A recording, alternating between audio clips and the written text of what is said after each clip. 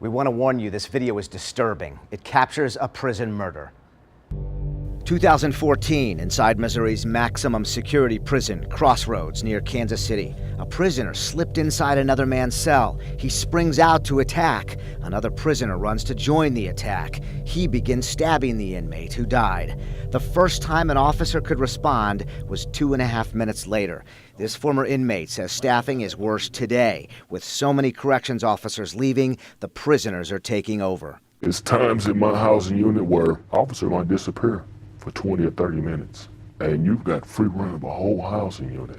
Brandy Stockton says everyone should care what's going on inside Missouri prisons. Her son is an inmate. Drake is set for immediate release in August of 2020. He's going to be your neighbor. She makes no excuses for her son, who is serving 15 years for second-degree robbery. Being an advocate for my child is not justifying the crime he committed. All I'm asking for is that he be treated as a human being. She said he was treated well in the beginning while at Jefferson City Correctional. It's still prison. He still lives in a cell.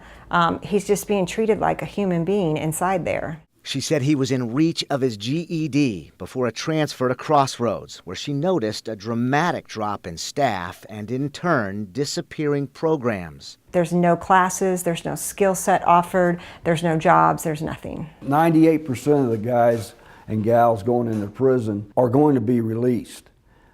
Do you want them coming back out worse than they were when they went in? Bill Schmutz is former deputy warden at Algoa in Jefferson City. If you don't have the staffing to operate those programs, it doesn't happen. So it basically just warehousing people. Stockton says you cannot call that corrections. Isn't that what they're supposed to be doing? I mean, correcting behaviors. Along with seeing fewer staff, she notices worsening attitudes along with diminishing hiring standards. You can tell they're fresh out of high school. I mean, they're short-staffed. They have a billboard in Cameron, Missouri advertising that they need help. I mean, who do they think they're going to get? The union says the latest numbers show the department about 900 officers down, dropping dramatically, while those remaining are forced to work overtime, and the state of Missouri continues fighting a jury verdict to pay officers for every hour on the job. Look for this report on the Fox 2 app to find links to our series of investigations into Missouri's crumbling corrections. For the Fox Files, I'm Chris Hayes.